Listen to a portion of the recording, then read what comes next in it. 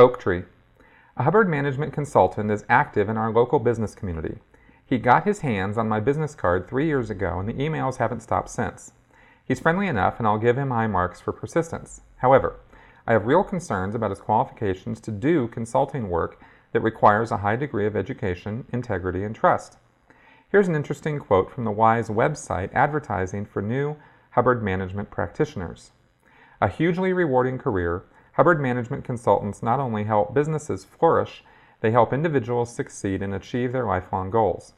Whether it is helping a bright young business owner get off on the right foot or rescuing the family firm that's been handed down generation to generation, or straightening out the accounting office that's all but captured its owner from his wife and children, the accomplishments of consultants reach out, touching all areas of people's lives.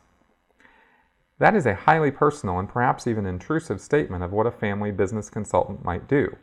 Capturing its owners from his wife and children seems like some weird imagery to make the point. So is the Hubbard management consultant the right guy to do the job? No way. Consultants aren't certified public accountants. They aren't lawyers. They don't train in any normal business school. The Hubbard School of Management is unaccredited, has no transferable units, and has not one single course on financial accounting. Yet we expect him to straighten out the accounting office? What's going on with these people? Does Hubbard management have anything worthy to offer, or is it yet another dangerous trend spawned by the destructive cult of Scientology?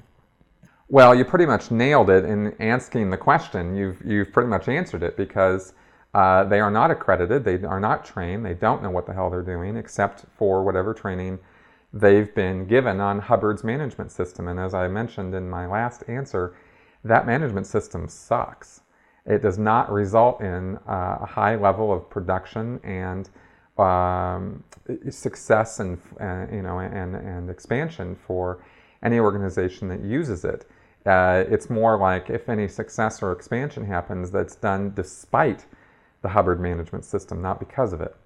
And the statistics, the whole thing of managing by production statistics, is just disastrous in what it does to people's morale and their ability to get their jobs done, because trying to constantly produce more and more and more week after week after week becomes an impossibility and sets everybody up for a fail, and makes the managers have to become rather draconian in running those staff, because they have to become slave masters on these people, beating on them to get more and more production out of them. So and that of course leads to criminal activity and people falsifying their statistics, and it's a whole vicious cycle that Hubbard kind of set up. So that's the problem with the system itself. Now, as far as these WISE consultants go, yeah, these guys they don't have any idea what they're doing, or if they do have any idea of what they're doing, it's because they were businessmen themselves, or some of them do have some business education and they're using that information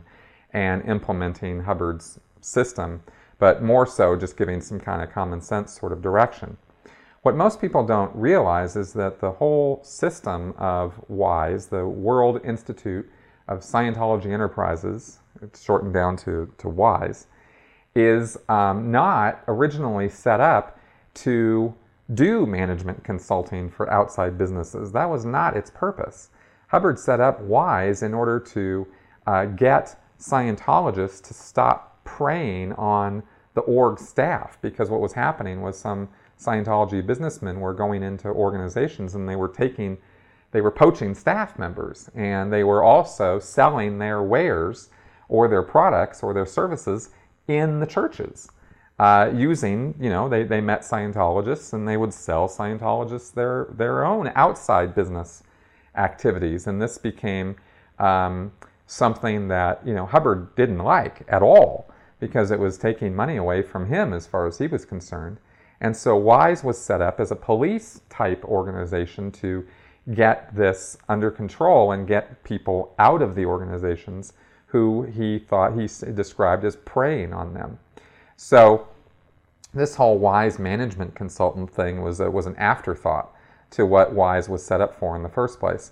And this and the other Scientology front groups are something that I should probably do a video on at some point when I get some time, to kind of explain the origins and activities and purposes of each one of the different front groups, because Scientology has about, I don't know, 5 or 6 of them.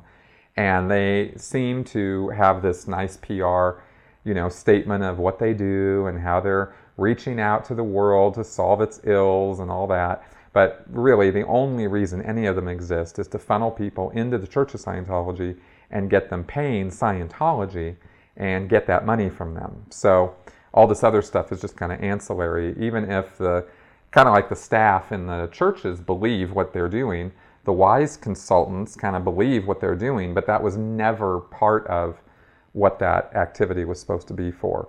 And so anyway, as far as credentials and anything goes for these guys, I've known wise consultants. I've seen them. I've even done work myself, not as a wise consultant, but that kind of thing, advising people in companies, Scientologists who, when I was in the church, I would go out sometimes and try to help people who had their own businesses using Hubbard's management organization information, and I found myself in over my head very quickly. I had no idea what I was talking about, but I pretended I did and thought I did because of what I'd read from Hubbard. So I wouldn't trust these guys at all. They're not the real thing, and I would stay as far away from any organization that is associated with Scientology. I would stay away from them and run in the other direction as fast as I could.